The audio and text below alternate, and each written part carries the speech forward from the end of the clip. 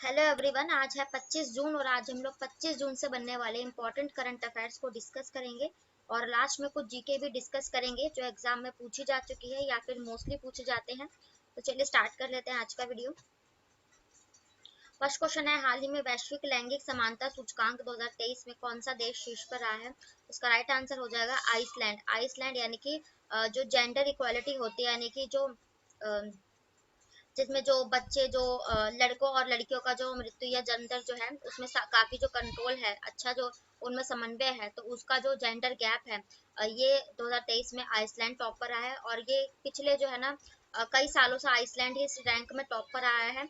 और भारत जो इस बार की जो भारत की रैंकिंग है वो 127 है इस इंडेक्स में। और पिछले साल की बात करें तो भारत की रैंकिंग इसमें 135 थी, यानी कि 8 पायदान ऊपर भारत जो है इसमें आ गया है। और इस जो रिपोर्ट है ये जेंडर इक्वालिटी इंडेक्स, इसको जारी कौन करता है? तो इसे वर्ल्ड इकोनॉमिक फोरम यानी कि जो WEF है वो इसे जारी करता है हर साल। ठीक है, तो ये इंडेक्स जारी किया गया है। अदर ऑप्शंस भी हम इंडेक्स से रिलेट करके पढ़ेंगे। तो नॉर्वे नॉर्वे इस बार का जो प्रेस फ्रीडम इंडेक्स जारी किया गया उसमें नॉर्वे टॉप पर था। पिछले साल 2022 में भी यही टॉप पर था।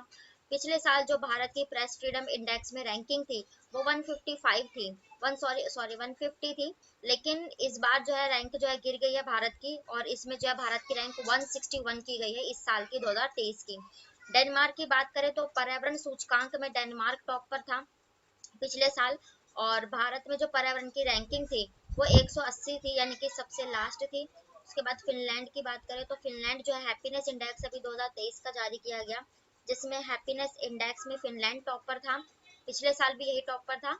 और इस बार जो हैप्पीनेस इंडेक्स में भारत की जो रैंकिंग थी वो 126 थी, 10 पायदान ऊपर आया था क्योंकि पिछले साल 136 थी। नेक्स्ट क्वेश्चन देख लेते हैं।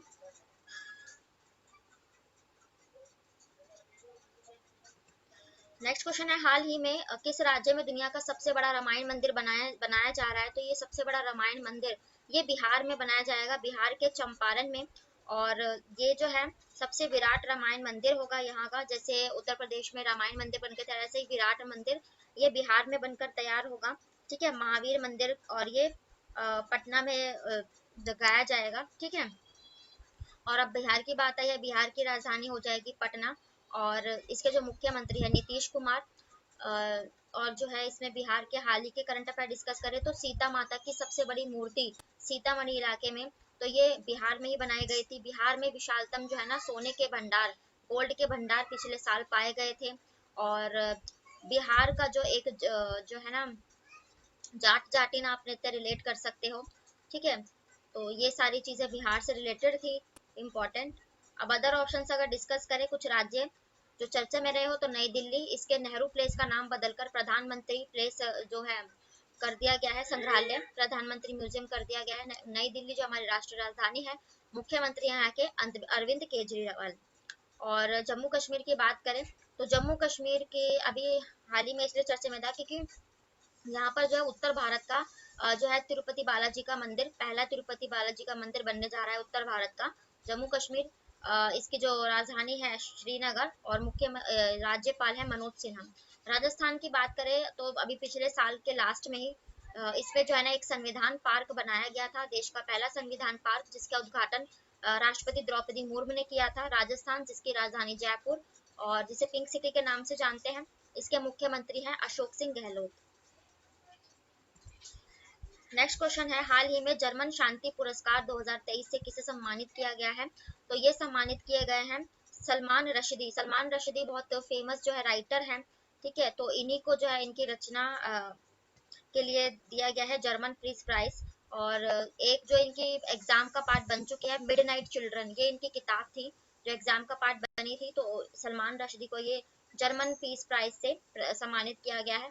ठीक है, और अदर ऑप्शंस अगर हम डिस्कस करेंगे कुछ पुरस्कार से ही रिलेटेड, तो ये जो ज्ञान चतुर्वेदी है इनको जो है व्यास सम्मान इस साल का दिया गया है इनकी रचना पागल खाना के लिए। जॉर्ज जॉर्ज गोस्पोडिनोव, तो जॉर्जी गोस्पोडिनोव है ये, एक मेल है। तो ये जॉर्ज गोस्पोडिनोव को इस बार का जो इंटरनेशनल बुकर प्राइज होता है वो दिया गया है, साहित्य के क्षेत्र में दिया जाता है ये। ठीक है। और इस इनकी जो रचना है टाइम शेल्टर के लिए दिया गया है, और इस बुक का टाइम शेल्टर का जो हिंदी में अनुवाद किया ये एंजेला, एक फीमेल है, उन्होंने किया है।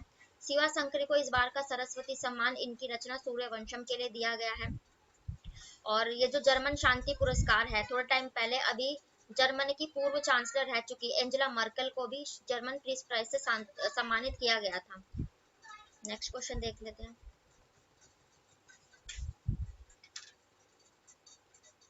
तो ये थे आज के आपके डेली के करंट अफेयर्स। अब हम डिस्कस करेंगे कुछ इंपॉर्टेंट जीके के क्वेश्चंस को। ये भी ऑल कॉम्पिटिटिव एग्जाम्स के लिए होंगे, जितने भी आप वनडे एग्जाम देते हो, एसएससी, रेलवे, बैंकिंग, एनटीपीसी, उन सभी के लिए। तो फर्स्ट क्वेश्चन है, 1915 से 1947 के स्वतंत्रता संग्राम की अवधि को किस नाम से जाना जाता है, क्या कहा जाता है?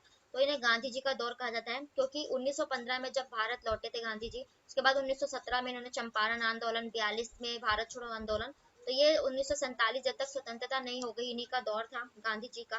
ठीक है।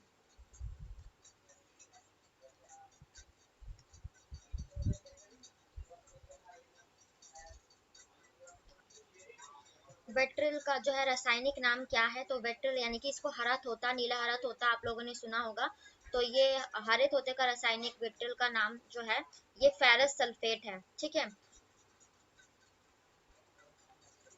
नेक्स्ट क्वेश्चन है, वनस्पति तेल से वनस्पति घी के निर्माण में किस गैस का उपयोग किया जाता है?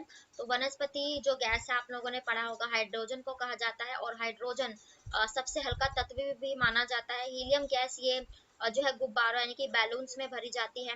ठीक है। नाइट्रस ऑक्साइड, तो ये आंस जो लाफिंग गैस भी इसे कहा जाता है, नाइट्रस ऑक्साइड को। ठीक है।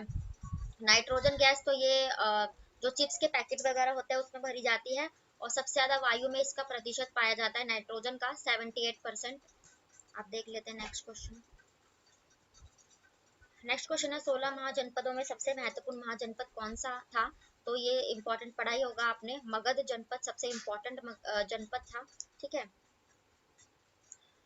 पेट्रोलियम किसका मिश्रण है? तो पेट्रोलियम एक हाइड्रोकार्बन मिश्रण है। ठीक है। पेट्रोलियम जो तत्व है।